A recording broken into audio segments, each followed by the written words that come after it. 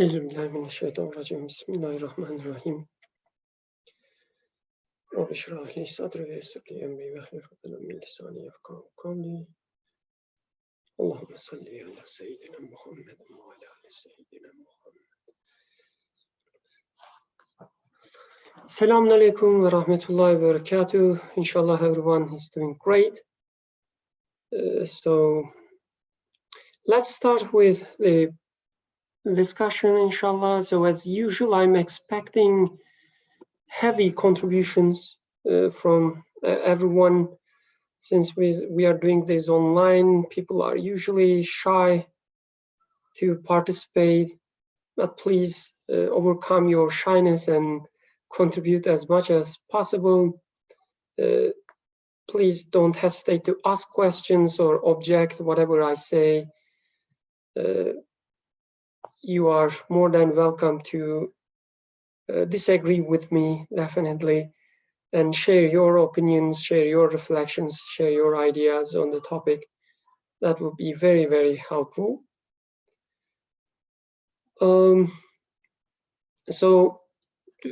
As usual, if you like to contribute before unmuting yourself, it would be nice if you can raise your hand, which you can do by clicking on your own name under the participants. If you are using a phone, just click the participants tab of the app, and then when you click on your own name, there's an option raise hand, or under the names of all participants there are some icons.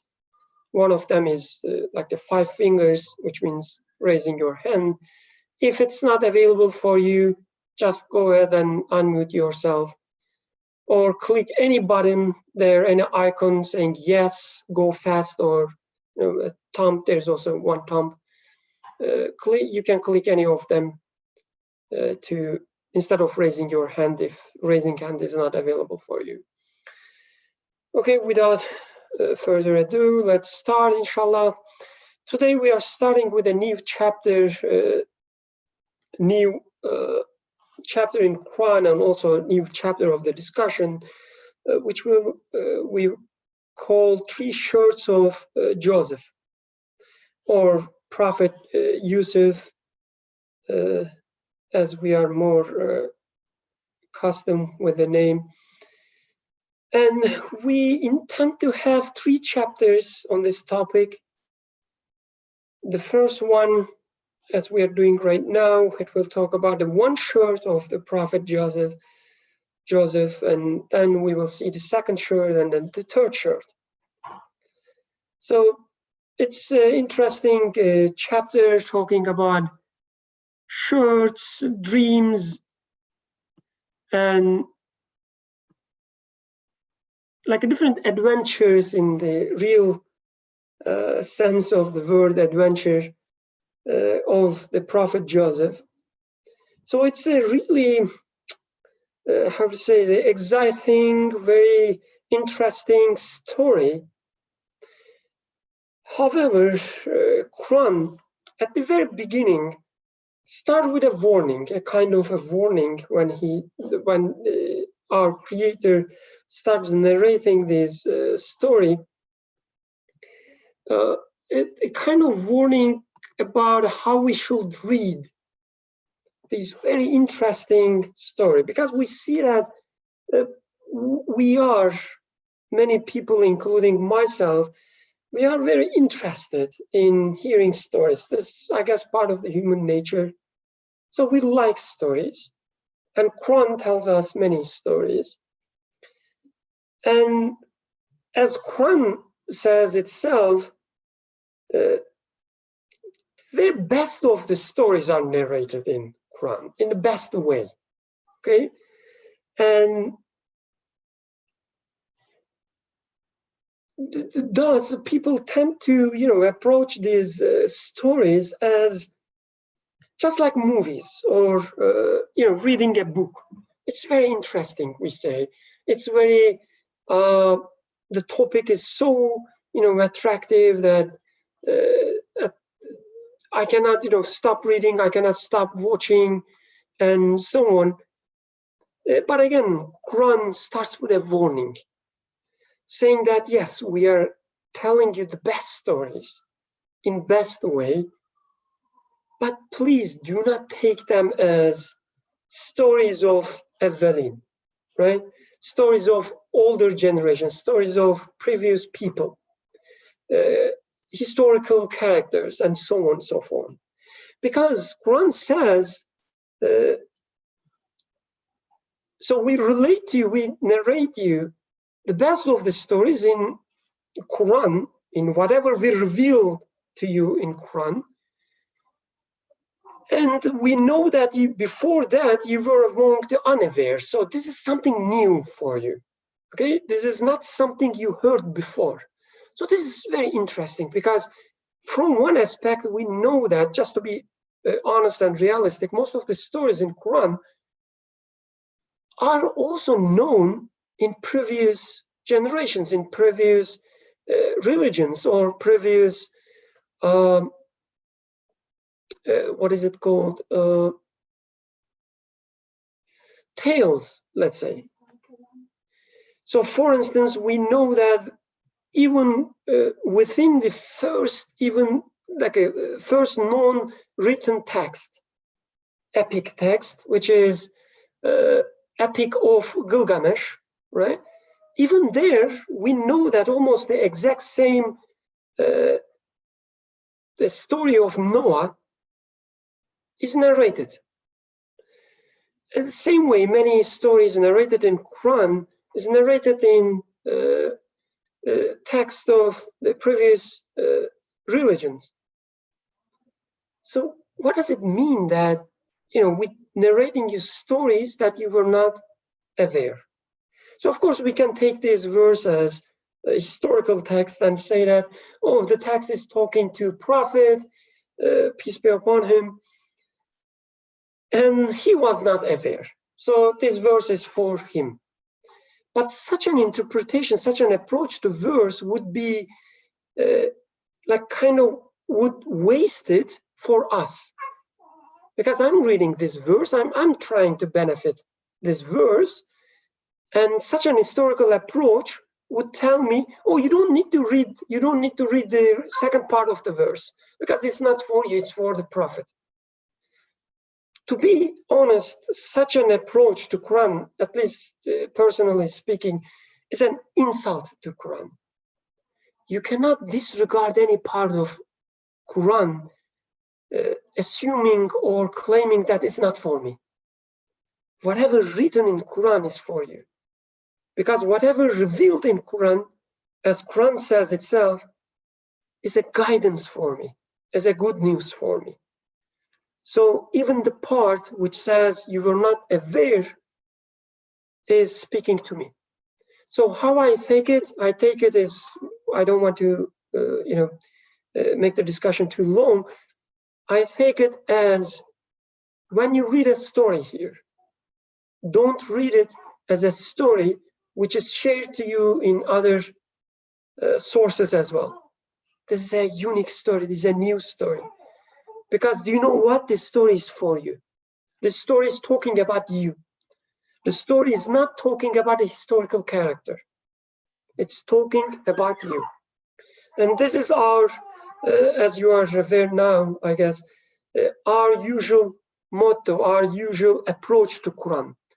Quran speaks to me in this very moment in Philadelphia in 2020, while I'm struggling with psychological and physical and health issues caused by a virus called COVID-19. This verse is talking to Birkan, who is afraid of this new virus. So I am going to read these verses as such, and I highly suggest you to do the same.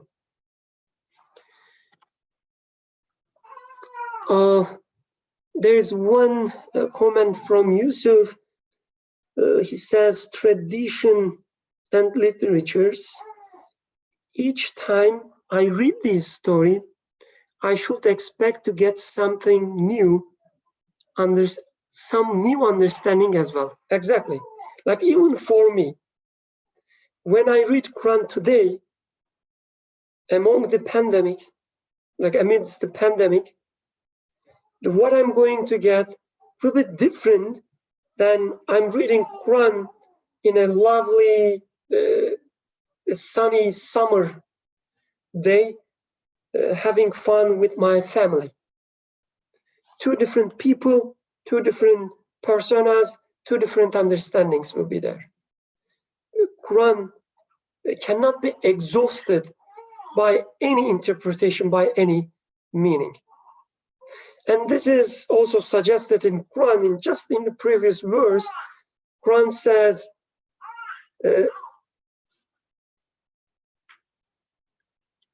لَعَلَّكُمْ تَعْقِلُونَ, right? So that you might encompass it with your reason, so that you use your aql, your mind, your reasoning. We are telling you these stories. We are revealing Quran, as the first part of the verse says, in a language that you can understand, like Arabic, so that you might reason.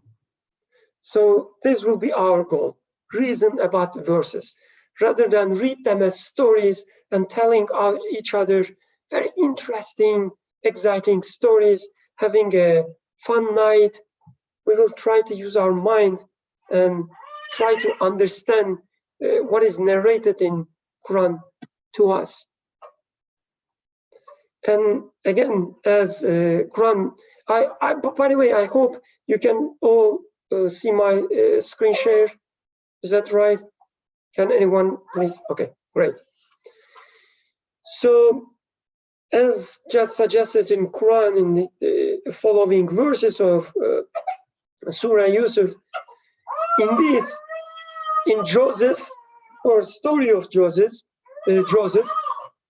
and his brothers, there are messages for those who ask, who question. So we will get these messages, these verses will be revealed to us, will be opened up to us as we start asking questions. But if we just read them and just have fun, they will definitely not speak to us. We should ask questions, what it means, why author, the creator of the entire universe, is telling me this specific fact in this verse, why this word is used, why such an, the background is given, why and what he is telling to me. These will be our questions, or any questions that you have. We should open up these questions so that the answers will be given to us. So this is our usual methodology. Let's try to do this. Okay, let's start with our story. So who wants to read the Arabic part?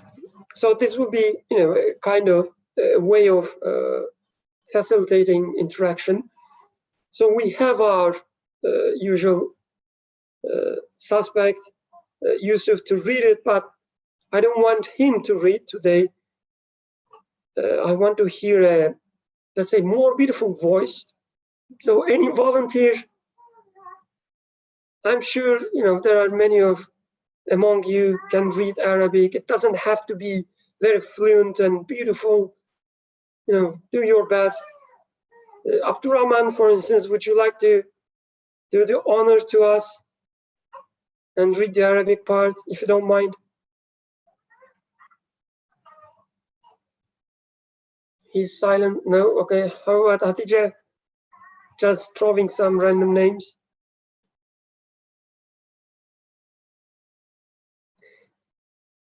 Oh, okay. Sorry.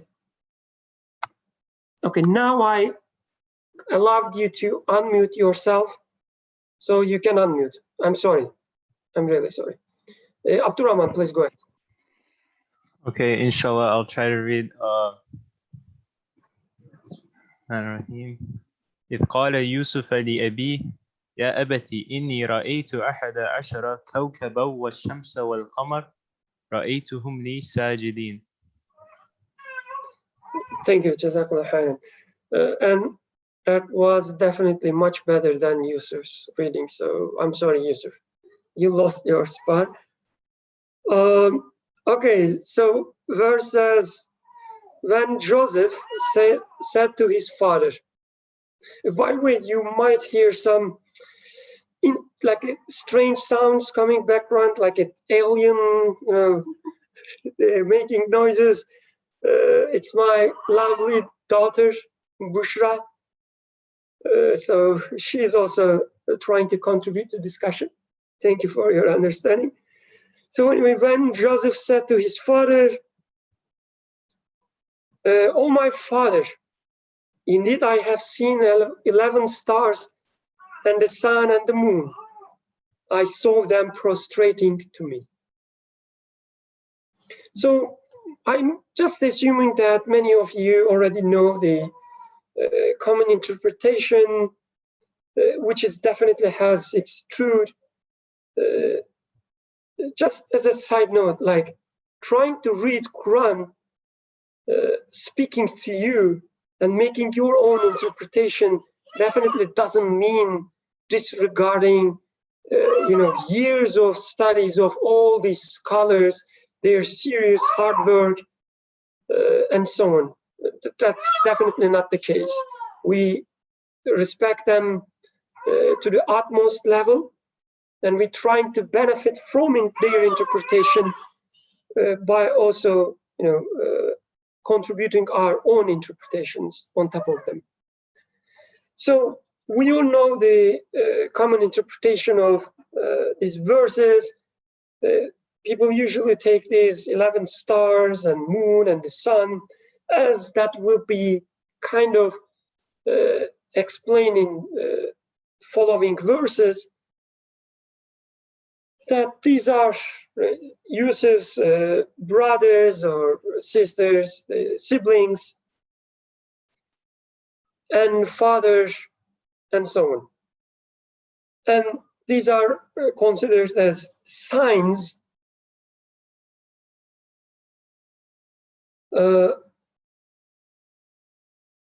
signs of prophethood, kind of, right? This is interpreted as in the following verse, that this is the sign that you will be selected, and Yusuf will become a prophet, and so on. But asking the question, like I'm reading the Quran right now together with you, and Quran is telling me that 11 stars and the moon and the sun prostrating me or prostrating you. What does it mean? What do you understand from that? Like, have you ever thought that anything is prostrating to you, or any human being at all? Please go ahead and you can unmute yourself if you like, or just raise your hand. Any comment on that?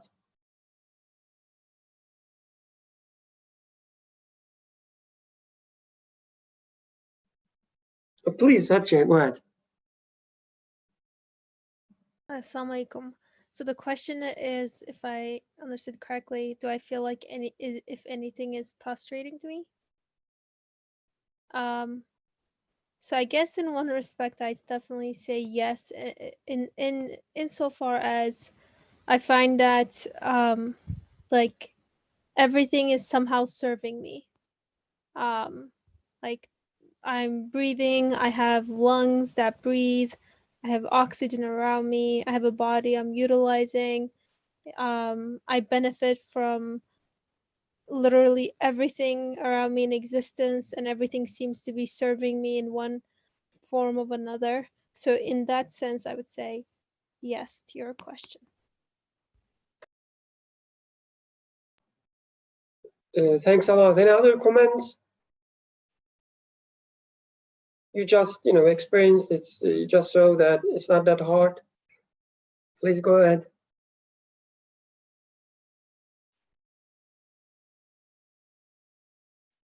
How about you, Atik?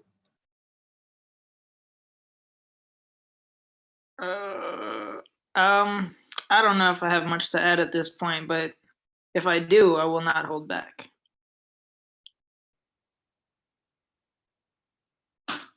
Is that okay? Sure, definitely. All right.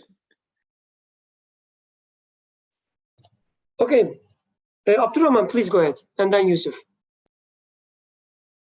So I don't know about the number and the stars and the sun and the moon, but recently I've been thinking, I see as if so many things are processing to me in the sense that so many things are serving me. Like for example, around this time where the coronavirus or other things seem to be affecting so many people, like to a large extent, or it's like, I mean, it seems to have helped me, if anything. Like I get to work from home or something, you know, like I'm coming out of this in a very beneficial way, or it's not hurting me. And I'm just thinking, like, why have I been selected such? You know, why am I being given so many bounties? Like I see things prostrating to me in the sense that so many things are serving me so perfectly.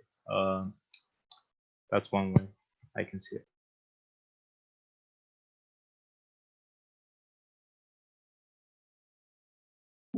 Just a little thing that I noticed in the verse. So Joseph in here is so sure about what he sees.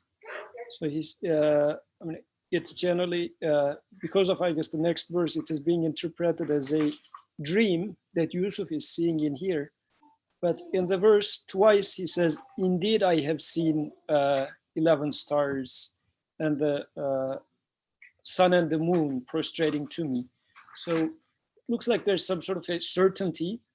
And so now I'm questioning myself, can I be so sure that things are serving me? Or at least it looks like it is so obvious to him.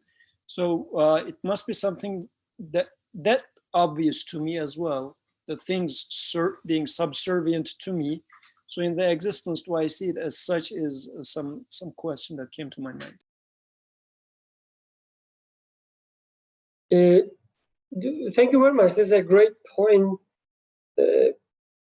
So with this notion of prostrating or serving, this is not the first time we see this in Quran, right? The angels were prostrating to Adam, for instance. So if we take these prophets representing the humankind, from the beginning to the end, this notion of prostrating is always there. And our sustainer is telling us that I created everything. I created you in the universe. And then I've created everything in the universe. It will serve to you. It will prostrate to you in the sense, not, serving me as a, I will use Yusuf's example, not like a bartender serving to a customer, but serving to my human aspect, serving to my humanity. So serving to my needs, humanly needs, serving for my search for purpose in my life, guidance in my life, meaning in my life.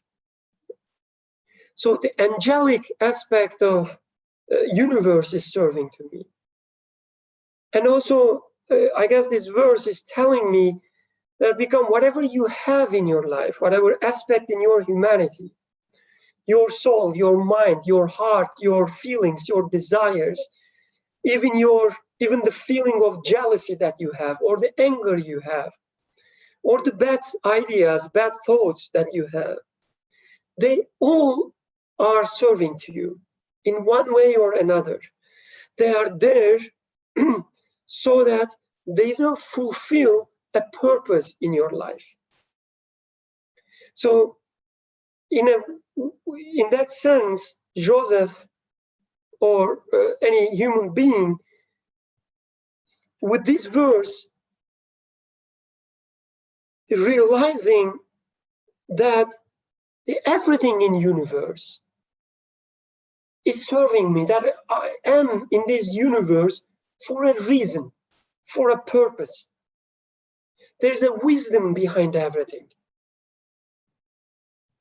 So this verse is kind of, referring that our understanding, our realization, acknowledging that whatever is there in universe is there for a purpose. They prostrate to their purpose, prostrate their command given by their creator, so that they serve to me. So I guess as an answer to Yusuf's highlight, Patricia Anton says this kind of dream is a vision. I guess because Yusuf, you highlighted the fact of the certainty. So she says you can take this kind of dream that you are very certain about what you see as a vision. So, okay, you realize that this is the reality of the universe. There's a purpose in the universe. I am here as a Halif, as a vicegerent. Is it vicegerent in English? Sorry for my English. Yes, okay. I am here as a vicegerent. I realize that now. I am enlightened. Okay? And then here comes the warning. Abdurrahman, please.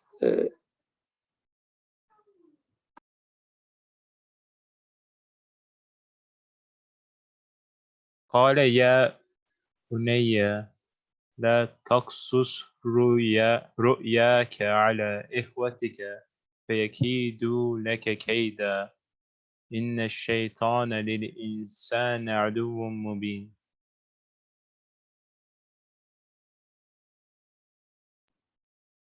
Thank you. So we realize that, we are a vicegerent in this creation.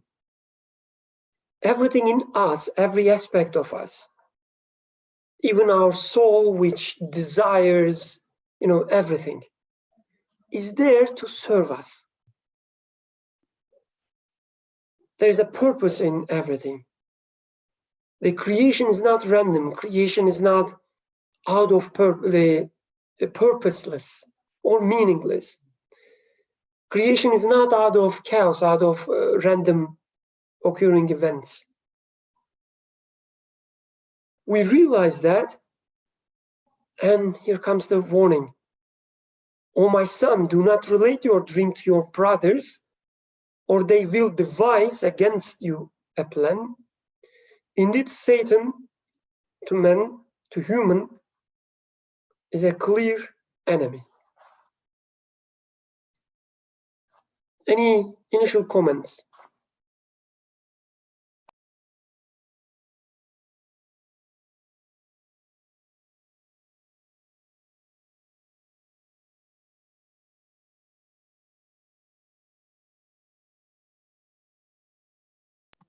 Because people are silent today. Please, Aisha, go ahead. Assalamu alaikum.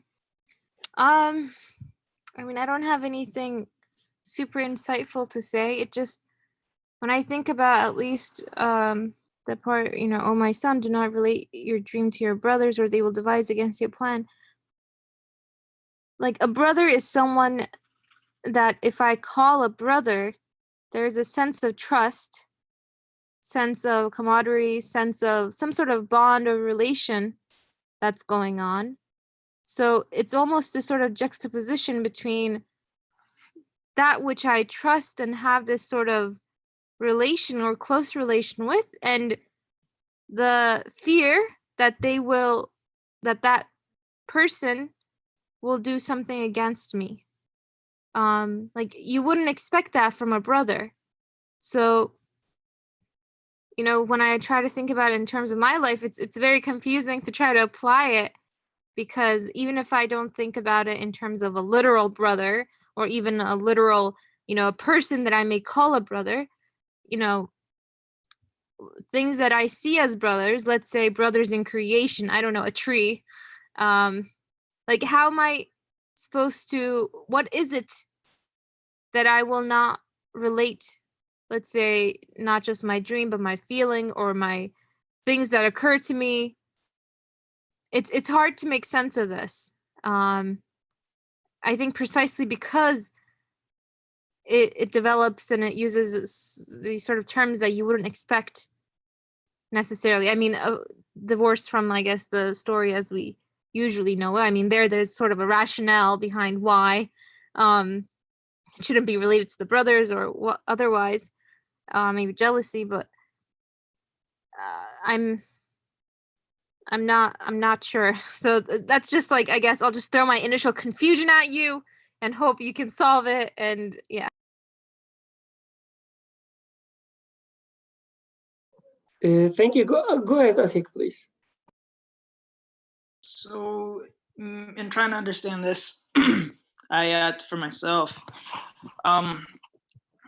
if I interpreted or I understood, relating to my dream, or Yusuf relating to his dream as each of us being given certain things from God as a way of, that things are subservient to us in our lives.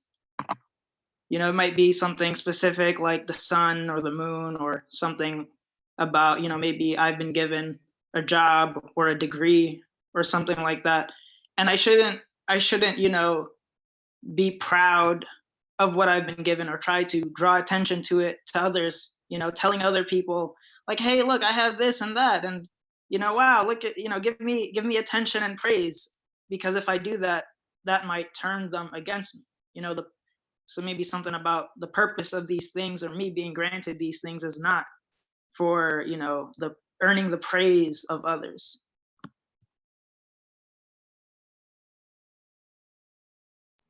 Oh, please, H. Beza, go ahead. Just to kind of piggyback off of the comments that have been shared, I'm still thinking about Aisha's comment here about the brothers, and I wonder if the brothers kind of represent, like, if they represent like jealousy, for example, it could be also, I guess, understood as a distortion or a reading of a situation with some sort of like bias or like external whim or prejudice or something that I've brought into it that makes that reading of a situation or event for me blurry or unclear or distorted or morphed.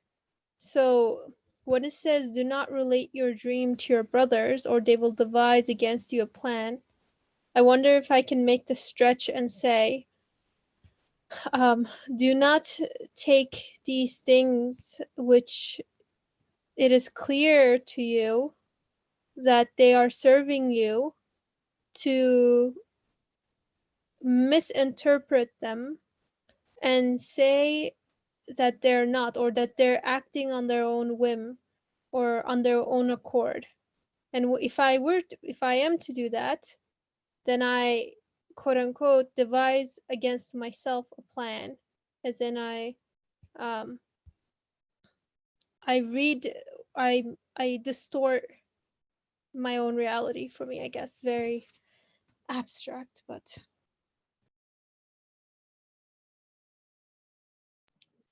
Thank you, everyone. So there are some comments in a nutshell. Ayşenur, I guess because she has her sister among us, she's just pretending as if she cannot understand jealousy among brothers or sisters. But I guess in reality, we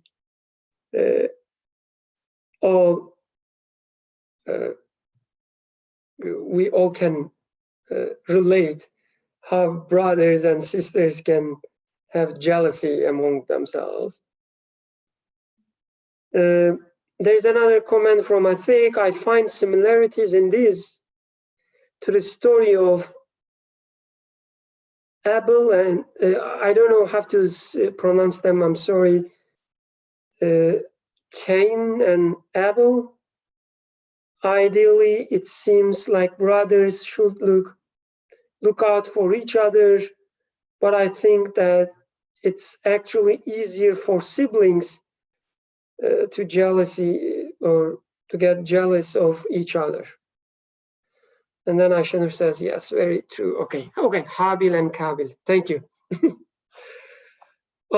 Yes, I guess it's not that far to us to understand the jealousy among brothers, sisters. So yes, there's one way of interpreting all these, which is, I guess, very helpful for ourselves, which is when you realize such a thing, when you realize that the entire universe is serving to you, that your creator is care about you so much, that whatever happens in you, whatever happens around you, is created with a purpose so that it will be part of the guidance that you receive. Such an intimate relationship between you and your creator. And then we have this tendency of attributing this fact to our some imaginary qualities.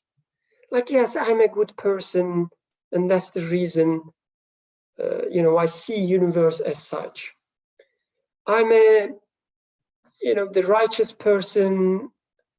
I can't remember what is the right word to use for good religious people in a a stereotypical way, but pious. Okay, thank you.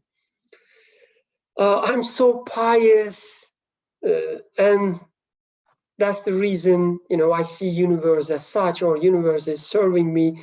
Once I start doing this, and once I start narrating this fact, like attribution to myself, to my brothers, rest of the universe, everyone that I interact with, I start devising a plot against myself, right?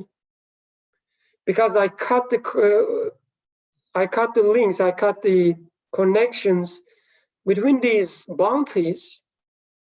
The entire universe is serving me as a part of guidance, and my creator and my sustainer. Try to attribute them to myself and cut the connection with my creator.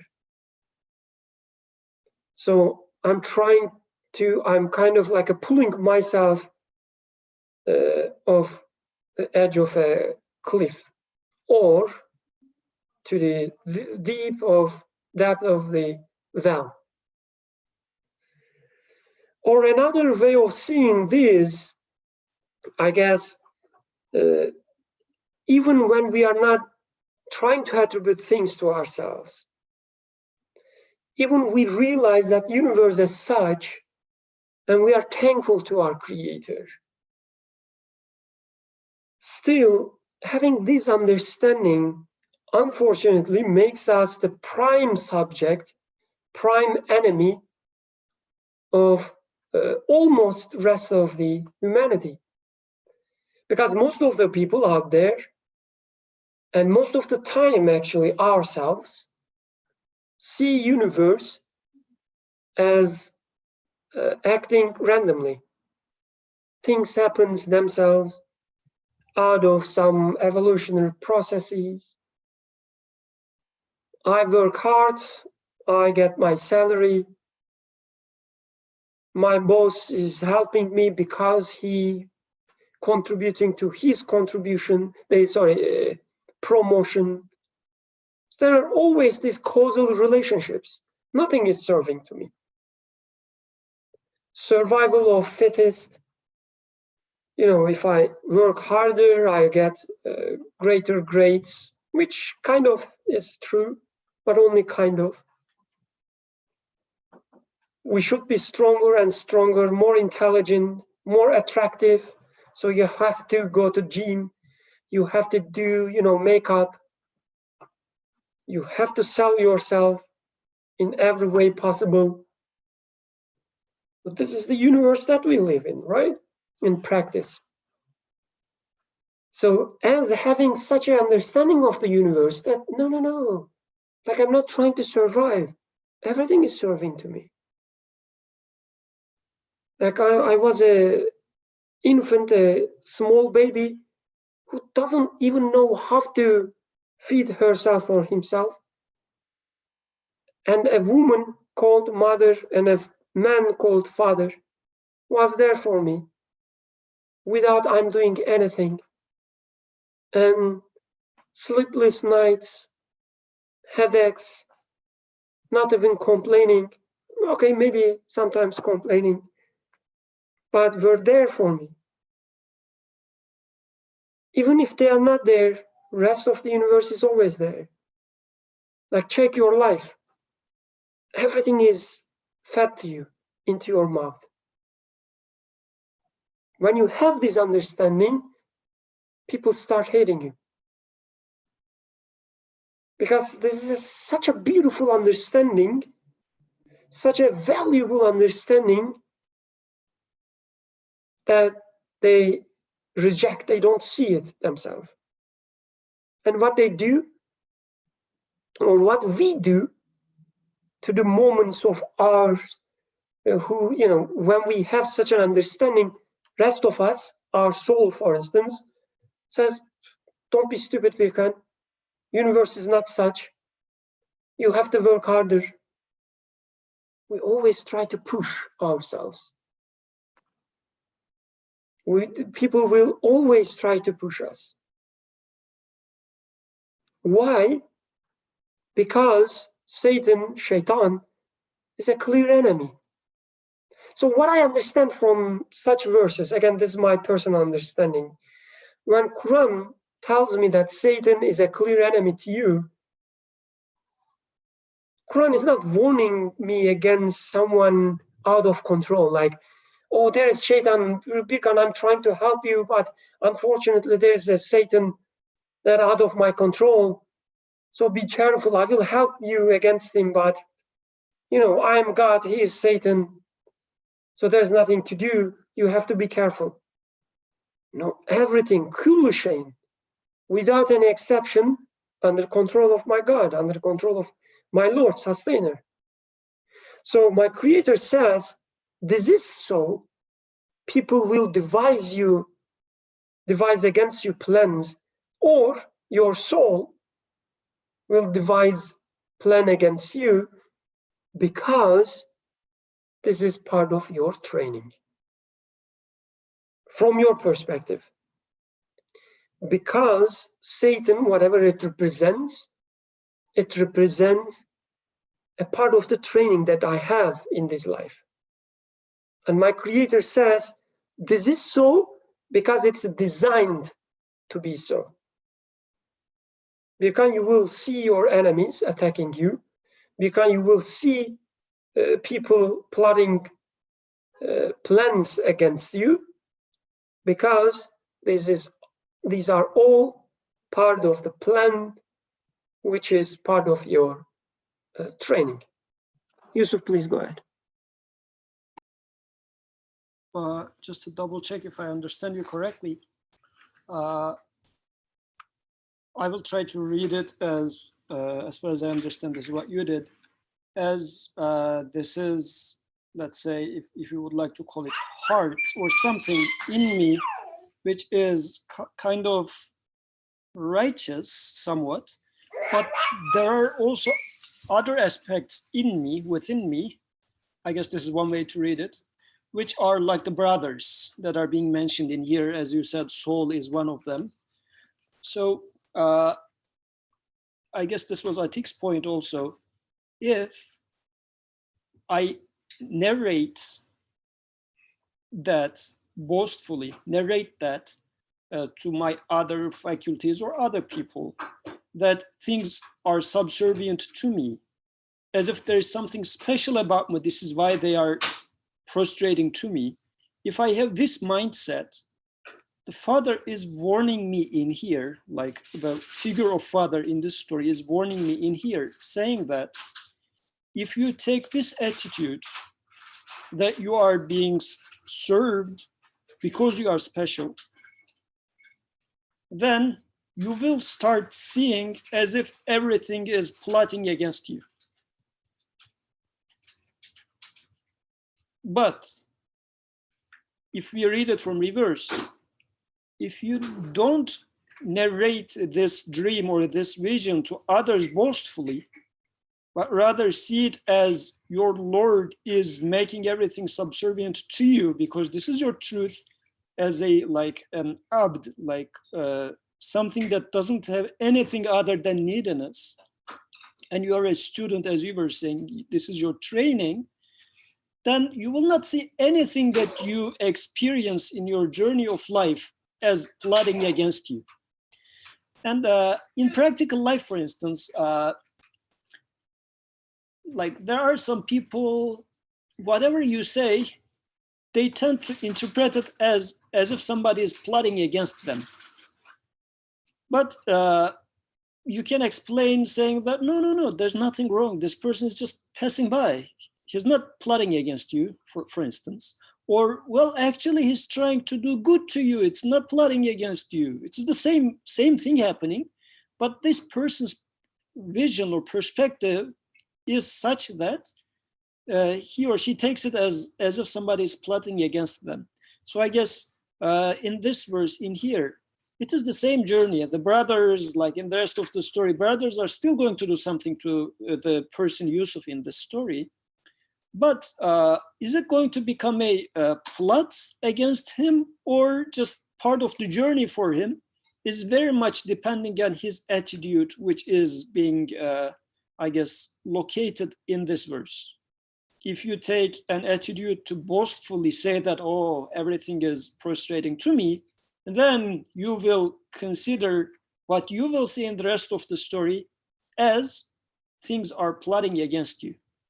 But if you take a proper position in here and recognizing your neediness and realizing that things are prostrating me is because they are, if you like, my friends in this journey for learning, then you will see that it's not plot against you when they throw you into the well or whatever, but it is part of your training, if it makes sense. So thanks, Al. Yes, it definitely makes perfect sense. So just maybe one addition. So when we say that if you are pious in the real sense, that you won't see anything devised as a plot or any plot against you, I guess this could be maybe a naive approach, because like the way I see, whatever your attitude is, regardless of your attitude, we are not free of trials. We are not free of, as you said, training. And one way or another, we will have this hardship. And as you said, in the following parts of the story, that we will see that these plots will be working, quote unquote, against Yusuf, at least from the perspective of other people who are plotting. But yes, it is in your hands to see them either as plots against you or part of your training. But regardless your attitude, these trials will be always there, because indeed Satan is a clear enemy, because this is how it is designed. The Satan is there, created as a part of your training, and it will be there whatever you do. So even if you do not take your understanding of everything is serving to me boastfully or boastfully, it doesn't mean that you will have, happily ever life. You will have your trials. You will be pushed in the well. But your attitude, whether take them as plots or not, of course, always will be in your hands. Please go ahead, please. Use.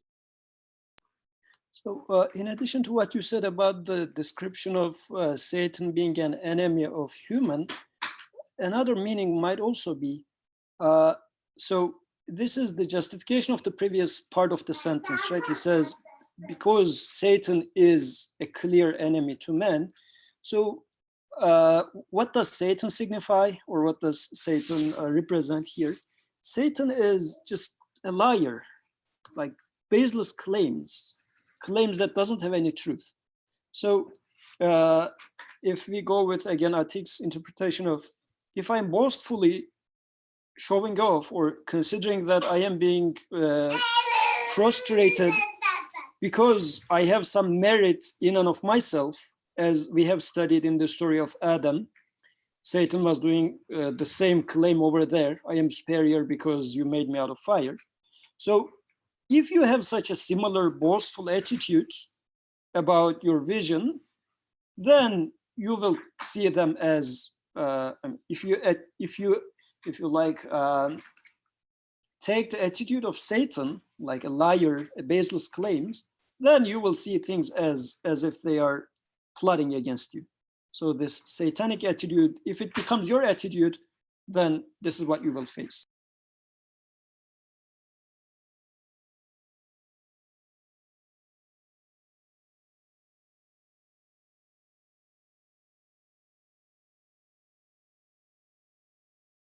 You're mute.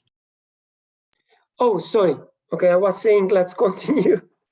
You didn't miss much.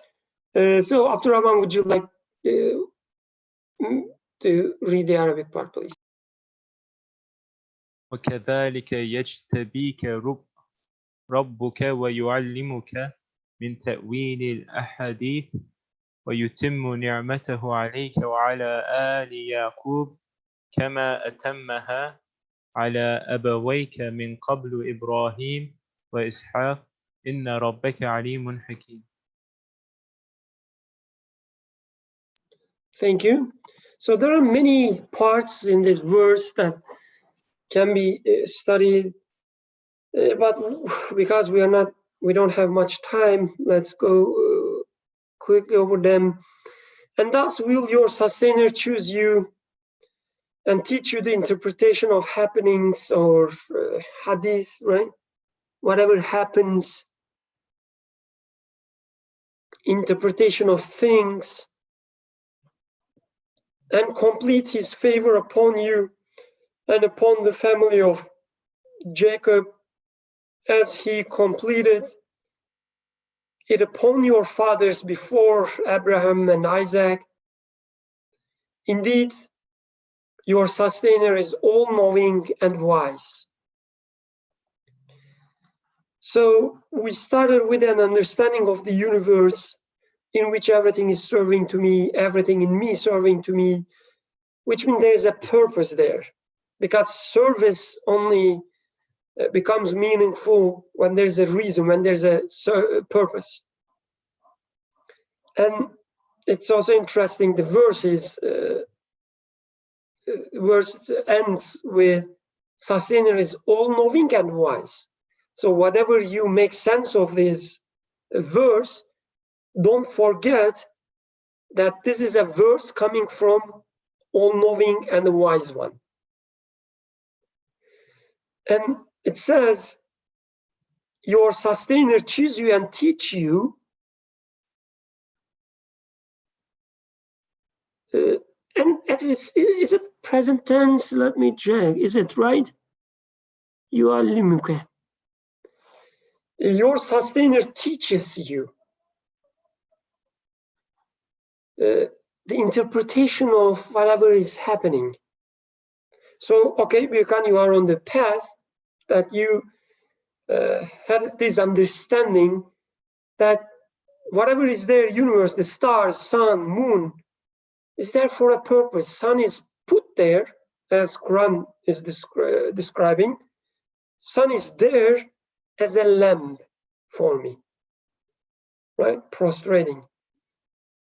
Okay, you start, seeing the universe in such a way. Start asking questions like, what's going on? Why sun is prostrating me? Why sun is serving to me? What is it that, you know, beyond all this seen, what is that unseen aspects that we're trying to understand? And our Creator says, don't worry, I'm not leaving you alone. I'm sending this Qur'an to you, which is in language that you can understand in Arabic, the second verse of the surah, so that you can use your reason, and through which I'm teaching you interpretation of happenings. So for instance, from time to time you see it's raining, right? How do you take it? How your brothers take it? They would say, oh, it's raining, like, you know, the clouds, when the water evaporates from the oceans, it goes up, and once it, you know, reaches to a height where it is cold enough, the evaporated gas, you know, gets condensed, and so on and so forth. It's carried by air, winds, and then once it reaches to or go down to a height, I don't know the dynamics that much, it becomes liquid again and then comes down. This is how your brothers would tell you. But Quran says, no, this is not the right one. This is not the right interpretation. Right interpretation is, as Quran says in other verses, is that my sustainer is sending mercy, sending life, sending sustenance out of air. So every time it's raining, realize how much you are loved. Realize how much your sustainer cares about you. Some realize that he would do everything, no exception. Even he will send the life so precious from the air in such a abundant, such a vast amount. Nothing but something to cry. This is the right interpretation of the things. Do you know what? It doesn't end there. I'm also putting thunders before them, so that you will see the glory before it rains, so that your emotions will be ready to appreciate what going to happen next. You will get ready, like you will see the glory, you will fear a little bit. It will remind you the power. And then it will start rain. Alhamdulillah, such a beautiful scenery. This is the right interpretation, and I'm teaching this to you. Through this, I'm cleaning you, I'm cleansing your sins. Right? This is how rain is explained in Quran. So any other comments so far? Please, Yusuf. So just to highlight, in here, it is truly saying interpretation of happenings, like not interpretation of dreams. Because if we read it as a story, as you were warning us at the very beginning, because of this second or third verse, this is something that you didn't read before, this story. It happens that, oh yeah, God taught Joseph how to interpret dreams. But in here, the word that his father uses and the Quran uses here is interpretation of happenings. As you were saying, how it rain, what does it mean that it's raining? Why is there this sound of thunder? It does not have to happen in there. It's just some happening is right there, but why is that happening? What is the purpose? What's the message behind this? So I guess this interpretation of happenings as we take it into life, as you were saying. This is something to highlight in this story so that it doesn't get lost, saying that, yeah, Joseph was taught how to interpret dreams. Very important point. Alhamdulillah. Thank you very much. Thank you. And it continues saying that his favor, complete his favor upon you, just like, you know, he did in previously upon your fathers and so on. So there's always this emphasis in Quran about father, son, father, daughter, like this relationship, highlighting many times that how our parents are such a bounty for us. They are bestowed upon us as bounty so that we can, you know, experience our relationship with them, take lessons. And also there's another aspect of, like, I will say this aspect only and then continue with the next one. We don't have much time, sorry. It's very interesting that we are so inclined to take religion as something completed. Oh yes, we know about the religion. It's completed 1400 years ago. It completed with our, you know, the previous generations. It's completed with our prophet, and then perfectly interpreted and done. You know, we don't have to do anything on top of it with our great scholars and so on. Look, it's really interesting. Like, such verses are kind of slap on the face for such an understanding, for such a lazy attitude against Quran and religion. Abraham was a prophet. Isaac was a prophet. Jacob was a prophet, right? Yusuf was a prophet. Isaac didn't say, my father already, you know, completed the religion, already, you know everything about the religion, you know, nothing new to add. It has to be completed for him as well. So you cannot borrow your father's religion. Journey starts with you and has to end with you. Like, don't get me wrong, I'm not talking about the Sharia. I'm not talking about, you know, the Quranic verses and so on. Yes, they are completed in the best way. They are narrated to us. We know that. But my understanding of Quran, my understanding of religion, it has to start with my life and end with my life. I cannot borrow my father's religion. Isaac couldn't borrow Abraham's religion. Yusuf couldn't borrow Jacob's religion. They had to take their own adventures, not adventures, but journey. Again, because your sustainer is all-knowing and wise, because this is your training. Whatever you experience, there's a wisdom behind it, and try to interpret it as such, using the methods taught to you in Quran. Your sustainer will teach you the interpretation of happenings. Do not try to find the interpretation of happenings, things in textbooks, in writings of great thinkers, poets. Your sustainer will teach you.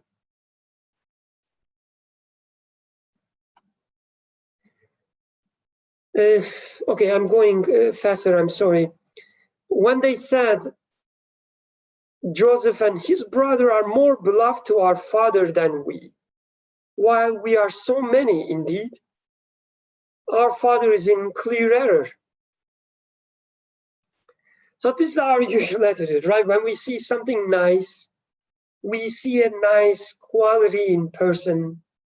I see that, you know, Atik never lies, which is a great quality. I can sense it. Like Joseph and his brother are more beloved to our father. brothers were able to see it, that it's better. So I look at Atik, I see that he doesn't lie, which is really good. It's a beloved quality. I can,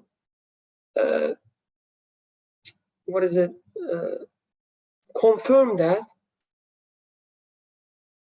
But I look at myself, I look at all other people, or I look at my, part of my life. Most of times of most of people, we lie. Like we say small lies. This is part of the reality, right? We say, this Atik, like, who does he think he is? Who he thinks he is? Not lying at all. Like from time to time, you need to lie, we say. This is what many people do, right? We are in great numbers. So definitely what Atik is doing is wrong, because the rest of the people lies. Rest of the people thinks you have to be stronger in life. Rest of the people, including myself, thinks I have to be more good, like a more better looking person to attract people. So definitely the other people who doesn't think that way, Yusuf, for instance, who has to be pious, not lying, doesn't care about what people think about his look. He's definitely in a clear error. And the part here is I'm putting value in number, just like I always do. If I have more, I am better. If I'm more in numbers, we are more powerful. So if you have any comments, please go ahead and interrupt me. Otherwise, I will go on. Just for the sake of time, but if you want to say something, we always have time for you. Maybe not for me, but for you, definitely we have time.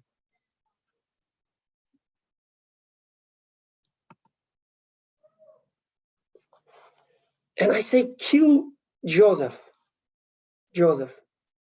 Like this aspect of me or a person that I see, that he thinks everything is devising, everything is serving. Meaning there's a sustainer who has control of everything. There's a naive part of me who sees the mercy in rain, compassion in rain, who sees the real interpretation of the happenings. I say, kill him. Or just get rid of him. So that your father's regard may be for you alone. I think, get rid of him, right? Show him, kill him. You can kill a person in different ways. I'm definitely not suggesting the first meaning of the word, but you can kill, I think, in many ways. You can, for instance, share a gossip. You can gossip about him. Yeah, he just, trying to, what's the word? Sorry. Show how pious, okay, he is. I gossip about him. I say, yeah, he pretend he doesn't lie, but I'm sure his life is full of lies. I saw one time he's doing that way, this way. I have to tame, I have to, put some dirt on his personality. I have to kill him. Otherwise, I cannot make myself, I cannot glorify myself. Or when we try to explain the reality, the universe as it is to other people, what they do, they attack us, right? You religious people, you all terrorists. All you want to do, make us believe that there's a creator so that we will bow down, so that we will submit to your order. And religion is nothing but, the wars, nothing but lies. We are in a modern era. We, give the highest value to the facts, and so on and so forth. So we are not welcomed. Any person who sees universe as serving is not welcome, or any part of me who doesn't see universe as such, who sees universe as such, sorry, is not welcomed by other parts. So Yusuf, please go ahead.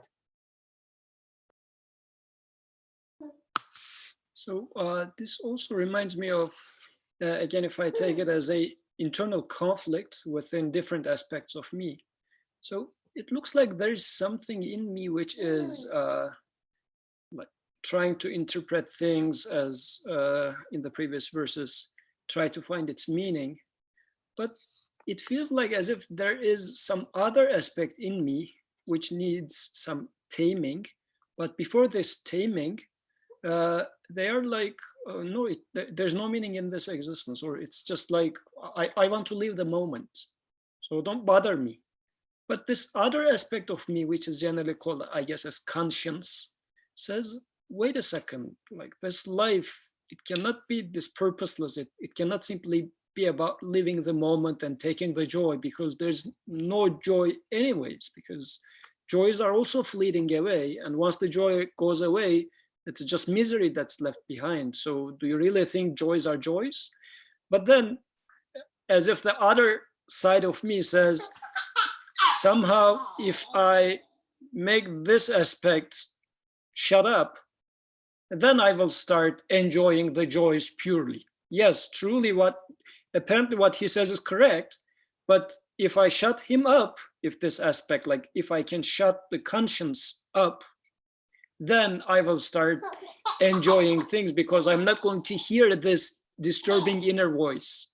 So either kill it or drive it away, so that then I can enjoy, or the beautiful and the merciful gaze of my father turns back to me, I guess metaphorically, which can be taken as, then I will start enjoying this life, fleeting life. Alhamdulillah, great. Yes, especially hearing joyful laughter of Zainab when you were talking about the joy, makes it even much better. And then yes, we have this inner conflict, and then it says you will be righteous people after that. Don't worry. Like just for this moment, just shut it off. Don't take universe as being sustained. Don't take universe as such. Just try to enjoy, and after your enjoyment, you can continue being a righteous people. Like just for once, do it. But of course, this is not that black and white. And then we try to cover it, right? We cannot just shut this conscience in us, or the part or heart, our heart that sees the universe as it is. We cannot just shut it off, because if we do it so clearly that we know that there's something wrong, so we have to cover it. We says, okay, don't kill it, don't kill Joseph, but rather, if you must do something, cast him into the dark depths of this well. Some caravan may pick him up. So make it, so demote it to something valueless, which can be picked up. So can you imagine, like this Joseph in their eyes is so valueless, you can leave it there and somebody will pick him up. Cutting the connection with this valuable creature and his creator. Some other person, some other force in the universe can claim ownership of it. So this beautiful thing, rain, you see there, right? It's valueless. It's just, I'm cutting connection with the creator so that the natural phenomena, natural forces can pick him up. And the rain belongs to some movements of the winds and oceans and so on. Or we try to explain again the reality as it is, and people try to kill us, but they cannot do it, of course, openly. So they have to cover it. They have to say, no, religion is against democracy. What you are saying sounds nice, but it's actually, killing the freedom of people. They have to cover it up. Or you gossip about your friend, your atik, trying to demote him because it doesn't lie and you lie. You say, do you know what? I wouldn't expect from him, but I saw him one time. So we cannot do it openly because we don't like, killing people, but you have to do it. So just cast them into the dark depths of this well. Please go ahead, Yusuf. So, for instance, if I continue with the consciousness, so there's this inner voice in me. Well, it's nothing but some chemicals in your brain, some neurons firing. It's nothing to be taken serious. Just take this medical pill and you will be all good. So we are again demoting or getting rid of this disturbing noise from inside, which makes me realize how bad I am, although in terms of numbers I am larger, but this disturbing little thing out there, which is this conscience or heart, however you would name it. But I would like just to get rid of it. So how do we do it? Saying that, well, such a thing doesn't exist really, as if, using some scientific approach, saying that, well, conscience, it's not proven even that such a thing even exists, because we couldn't find it in the laboratory. So just trying to get rid of it, I guess this is practically what we do. Atik, please go ahead. What I understand from this is that we, in what they're saying, don't kill Yusuf, but rather do something else, that'll achieve similar objective, is like that we should be a little skeptical towards our inner voice. Maybe sometimes we think of doing something bad, but then we say, all right, let's just settle for less bad. And we should pay attention to that. Maybe less bad is better than full bad, but we should be more committed to righteousness.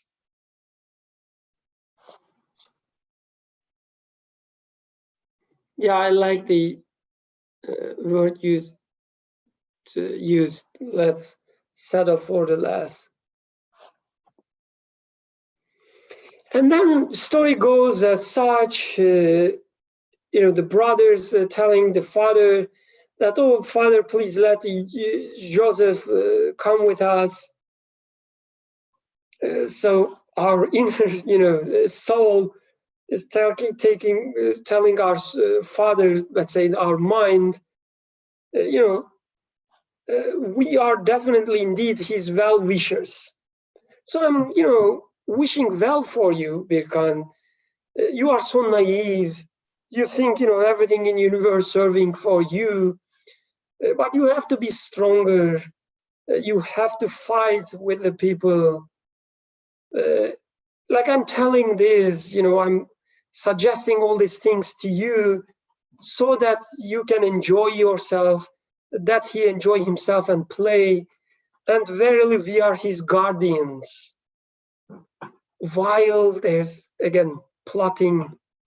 So this is what I understand, plotting, devising a plot against me. Like all these desires in me, or the people around me who says, you know, Birkan, I want you to become a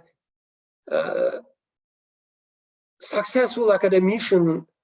You know, you are a professor, become a better professor, become a bigger professor, whatever it means, becomes the president of the university, become director of the NIH. That's what I want you.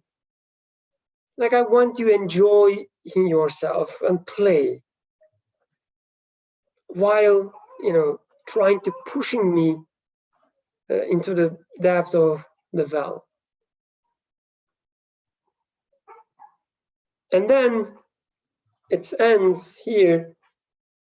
They take Joseph and then throw into the well and come back to father, saying that, oh, there was a wolf while we're playing, running,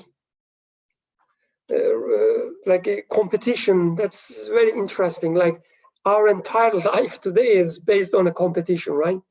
Everything around us running, including ourselves. So while brothers are running, they say, while we were running, a wolf came and ate Joseph. And then they brought his shirt with false blood. Jacob said, rather your souls have untinged, or yeah, and time, I don't know. I don't know the pronunciation. Sorry, I just realized that. You two, something so patience is most fitting. This patience is most fitting. It's a interesting translation for where is it? Sabrun Jamil. So beautiful patience. The patience which is Jamil, not any kind of patience. So patience is most fitting, and Allah is the one sought for help against that which you describe. So we will end here. So please, let's hear your concluding comments and remarks before I say a few things about this verse.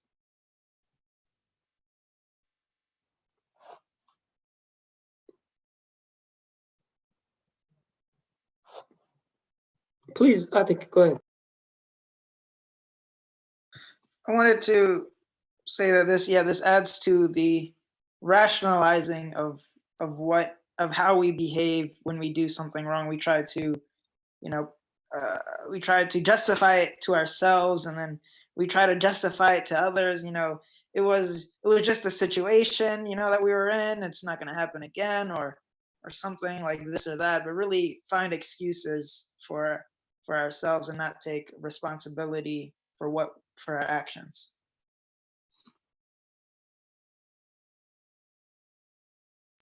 Jazakallah khairan. Great, thank you. So it's interesting when Jacob, or let's say our father figure in our life, let's say our minds, when he sees the shirt and the blood, he right away understands that there's something wrong with this. It's not right. So it starts, from here it begins to give us this interpretation, or give us this understanding, this shirt, whatever it represents. It's something related to truth. Like when you look at it, even if it is with blood, false blood, that you understand what truth is. It doesn't lie to you. So in the following verses, following chapters that we will study next, we will see that this shirt is kind of representing that in Quran there's this phrase, the best cloth is the cloth of God consciousness, is cloth, or how would you translate it? Libas, the clothing, okay. The best clothing, best clothes, in this context, let's say best shirt is the shirt of God consciousness, taqwa. So this brother's garment, okay, thank you. This brother's, our soul or other people, however we take, in different contexts, in different scopes, it represents different things, right? They try to take off our garment of God consciousness, our shirt of taqwa, and put some false blood on it, make it dirty, and try to convince us.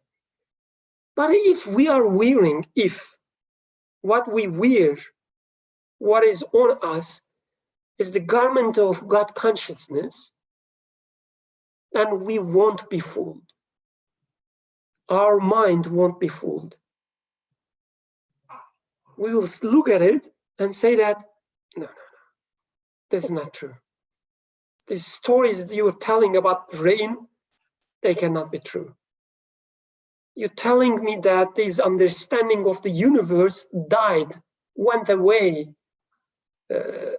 centuries ago. Oh, you know, in previous, like in past, people didn't know physics, they didn't know geographical sciences, so they made up these stories of rain being sent by God because they couldn't explain, they were afraid of thunder. But this understanding is dead. Such an understanding is dead. Don't you see the blood? No scientist ever, talks as such anymore. No thinkers talks anymore in such way. It is dead. But we look at this interpretation and we say, no, what you are saying is definitely a lie. What I'm going to do, I will have the best patience. Sabrun Jamil. I will have a beautiful patience. We described this before when we were studying Moses. Patience, in a sense, trying to make sense, trying to understand, an active patience. I will not be fooled with your stories. And whatever you describe as an interpretation, as an explanation, I have a better one, which is given to me from my sustainer. Allah is the one who sought for help against that which you describe. So we are way out of time, I see. So here I stop, and inshallah next week we will continue with the chapter 2, the prison. But just because I stop, it doesn't mean that you have to stop as well. So if you have a concluding remarks, please go ahead and share your thoughts.